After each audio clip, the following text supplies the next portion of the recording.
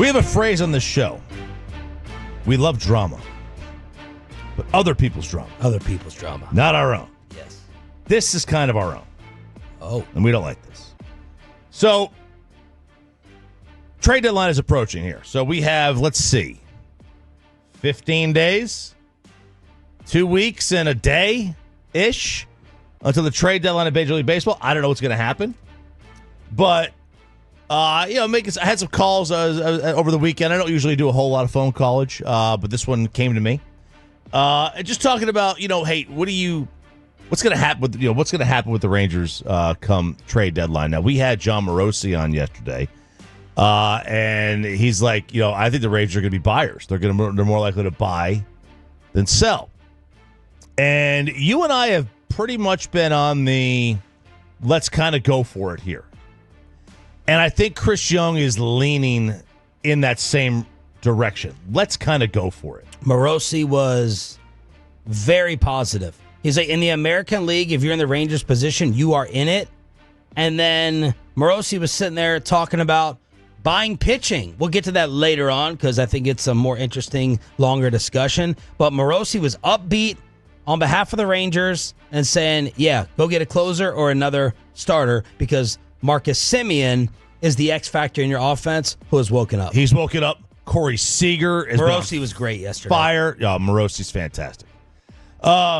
So I think the way it's going to – I think what we're looking at here is Chris Young really looks at it like if I have Eovaldi and deGrom and I make the postseason, I have a chance. Yeah. I think when it gets down to it, those are the only two guys that he would say are completely, unequivocally untouchable. Will not trade. Either one of those two. Oh, you're forgetting somebody. Well, I'm not, and I'll get to that in a second. But those two guys are really the linchpins for this entire operation. If they're there, you're there. If they're not there, you're not there. They have those two guys, the top of rotation. They could win any playoff series. Morosi said it yesterday. Let's say you're in a wild card series, which is going to be for the Rangers probably a road series, 3 games. And let's say you go to New York or Boston or any place, right? Seattle, and you're out there and you're throwing deGrom and Eovaldi. You're going to win the best of 3. You're going to win that series. So, assuming the pitching can line up like that, right? Assuming that you get the off day. So those two guys are unequivocally untouchable. But I was talking, I was like, all right, how much of the Pilar comments from a couple of weeks ago ring true? For a refresh, this is on Foul Territory TV, an MLB Network show. It's got Eric Kratz, AJ Pierzynski is on this. And this is Pilar talking about some of the things that surprised him in his brief stay. He was only here about a month or so of the season. But in his brief stay, some of the things that surprised him and stood out to him about how tight this Ranger team is. I thought they would be a little bit tighter as a group. I thought it would be like, kind of like my experience in Atlanta. That was probably one of the tightest groups since, I was in Toronto. It's like everyone just, pulled on the same rope. Everyone wanted to hang out. Everyone wanted to do everything together. Everyone – winning was the most important thing every day. And, when I got in the clubhouse in Texas, there's a lot of talent in there, and there's just a lot of individual stuff going on. A lot of guys are doing their own thing. You might not see people till the game goes on. Until the game? Guys are kind of just doing their own thing, whether they have their own – and there's not a knock against people that have their own routines, right? Some people, have routines where they do like training room and they do their own stuff in the weight room. They have everything kind of timed out. As you get older in the game, you earn that right to kind of like, this is how I go through my routine. No BP. Yeah, not a lot of BP, not a lot of, stretching together. And I just felt like maybe for me, just being kind of the outcast, because it's a lot of the same guys there that won the World Series. So maybe I was kind of on the outside. I was kind of looking more of a way to kind of, get in that inner circle. And a lot of that times that comes through, stretch and BP where you talk about things other than baseball. You get to know guys a little bit more, and that would even start like in spring training. All right, so that happened a couple of weeks back, right? We played that. We talked a lot about that. And a couple of years ago, we had talked about in this show how like some of the guys, like Seager has his own hitting instructor, right? He's basically kind of hinting at, like when he's talking about the guys aren't doing BP, it's Seager that's not doing BP. He doesn't really do batting practice on the field. He has his own thing that he does. Sometimes he's out there. He's out there a little bit more now. They're not taking infield the way that I think the higher ups would like. And the thing with Seager is that he is a tremendous player, and that works for him. The problem you run into is that when you're a guy of his stature, you're a leader on the team, and young guys follow you. Right. So you get guys out there that are up-and-coming players, and it doesn't matter if it's, Adolis isn't really an up-and-coming player, but, if you get a guy like, imagine if Jake deGrom was never throwing bullpens, and Jack Leiter comes up, and Jack Leiter's like, well, what? I want to be Jake deGrom. Right. If he's not throwing a bullpen, why would I throw a bullpen? Yeah. Right? So you get some of the younger guys, and you don't want that to... the habits to be copied. Bad habits. Bad habits. You don't want to be poisoned, right? Because Corey Seager, let's be fair, he can do whatever the hell he wants. He's Corey Seager. Yeah. He's a 2-time World Series MVP. He is one of the best shortstop in baseball. And if he doesn't want to take batting practice, go ahead. Right? I don't know how he gets better as an infielder if he's never taken infield, but somehow he's still really, really good. But you cannot have other guys following that lead. And I don't know what that means they're going to do, but let's say that they get to the trade deadline and they're still 9.5 back in the division, and they're still 4 games back in the wild card, and they're still about a game under 500 at the trade deadline. They're not going to add. I don't see them adding without subtracting at the same time. I don't think this team wants to get into the tax again. And if they add, they're probably going to get into the tax again. So would you be okay if they unloaded Seager and got a haul back? And would it have to be a major league player, or would you be cool with a bunch of prospects? Because remember, he has no trade too. Yeah. What is the goal for the next 2? What's my 2-year plan? 2-year plan is to win the World Series in 2 years. Okay, well then and you're going to build that around. I can't trade Corey Seager then. No one I trade for, especially prospects, are going to help me win the World Series in 2 years. Yeah, it would have to, let's just say you're going to give me a win now player?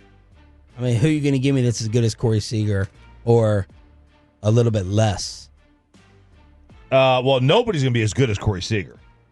Right? Nobody's going to be as good as Corey Seager. Yeah. Let's say you moved him to Toronto for Bo Bichette. And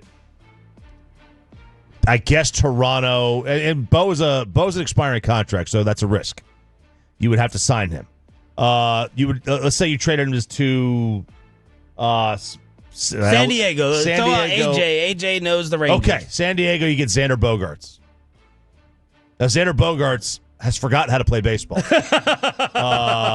But yeah, you're not selling me so far with San Bogart. Diego picks up $10 million of his contract.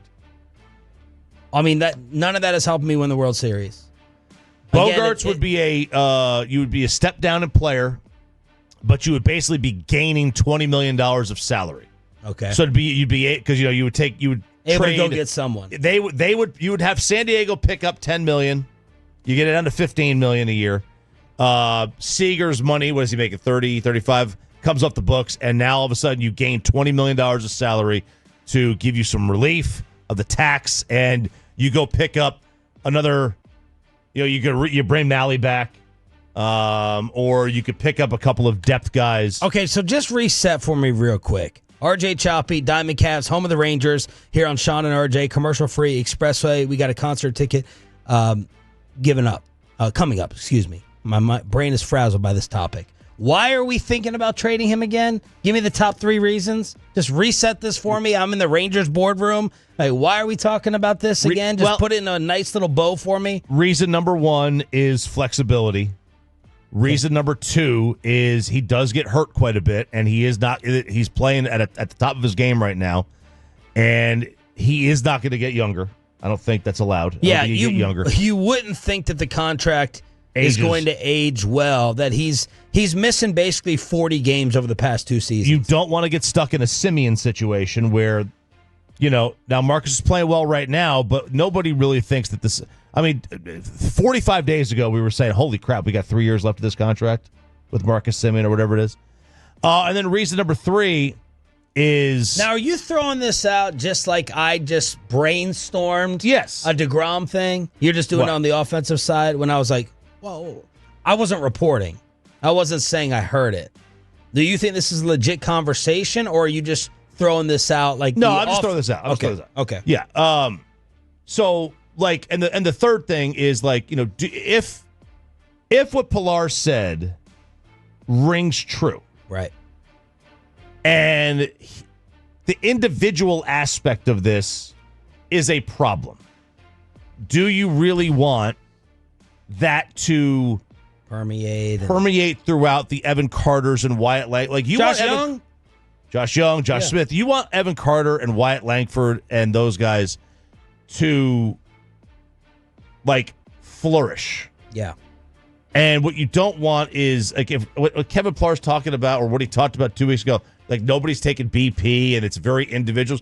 I just don't think you want that. I don't think you want that in your clubhouse. And I don't know that, because we talked about this a couple of years ago when Corey was on the, he's on the side of the field, down the line, working with his hitting coach. I mean, it's very individual. He can do whatever he wants because he's a all-time great player. Yeah. He's going to be in the Hall of Fame discussion. It works for him. It doesn't work for everybody. Right. It doesn't work for everybody. So I don't know. I mean, like, is that something you would look to do just to give yourself some more flexibility? The problem that Seager has is Seager's got a no trade. I don't think Seager's going to accept. I think it's a limited no trade to like 8 teams. I think that's what I read. He signed 10 for $325. He's making $32.5 a year. Like, I would not think that Seager would accept a trade to the Yankees or Mets. I don't see him as a New York guy. I don't either. I don't know that he would go to Philadelphia. I think he's a total West Coast dude. And the problem is... Are we sure that someone else is going to trade for this contract? Oh, yeah. 6 years left? Oh, yeah. If you're a team that is looking to win a championship, you absolutely go for Corey Seager. I mean, he is a gamer. Yeah. Like, this guy gets into the playoffs, he's instantly the best player on the field. Do you want to miss 40 games a year? I know. That's the problem. Like, how well... The whole thing just makes me uneasy. If you're telling me we're trying... Now, if you want to blow the whole thing up, if you don't make the playoffs this year and you want to trade deGrom and Eovaldi and Seager, I'm more into that than selling me on trading Seager and staying win now. It's very difficult to trade him and stay win now. Like, he's hitting 30 home runs a year. Boston traded Mookie, right? And that did not work for them. The Dodgers did let Corey walk. Houston let Bregman walk. Houston traded Kyle Tucker. It's not crazy that guys move on, that teams move on from players. Soto. We just talked about, now the Yankees wanted to sign him, and they didn't, right? No, but he even left San Diego. Yeah, they moved on from him. Bryce. Who? Bryce. Oh, Bryce. Yeah, Washington moved on from him. We just talked about Nash. The Mavs let Nash walk. I mean, they could have signed him. They let him go. So we've seen teams do this, and it's not all it's not all to get better. Like, sometimes you've got to take a step back just for money purposes. So I don't know. This is a tough one. Like, I would not necessarily do it. What I could see the Rangers doing, and which would really bother me, is getting someone else to get off the money, and then you better hit a home run with the money you have left. Don't just get off of his money to be cheap and save. That would piss me off. Yeah, I'd be really upset if they moved him to, like, Toronto and all they got, and they got Bo in return, and Bo walks at the end of the year. Like that sucks. Now you would have $30 million to spend, but still, like that's not, that's not going to help your team at all. I mean, it could. It could. Yeah, $30 million's a lot. if you sign the right guy. You're paying Seager $30 a year. Yeah, the problem is that you are making yourself worse. You're basically giving yourself no chance to win this year. You're basically giving yourself less of a chance to win next year, unless you're going to go and just build this rotation and this roster around two pitchers and hope that you get to the postseason. But I know that if what Pilar said was true, that's a problem. The thing about baseball and trades that is so dissatisfying as a fan is the prospects are so much more dangerous and so much farther away. In the NBA, I know for the most part the play now guy. I've seen him. I can get my arms around him more. In the National Football League, I've seen him. I know the other player. You make this big trade for the 13, the 12, the 10. I mean, that's frightening.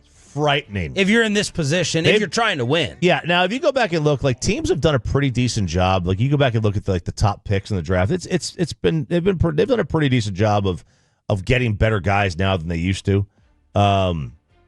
It's still scary, and you're never going to get a guy Corey Seager's ilk. So I'd vote probably no. Yep. But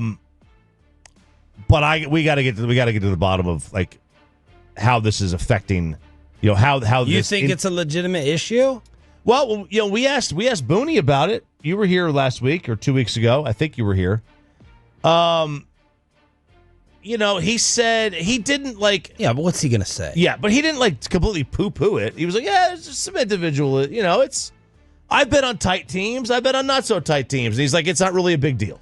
And it might not be a big deal. I want to get more selfish with like win now. I want to have more fun. Win now names are more fun to talk about.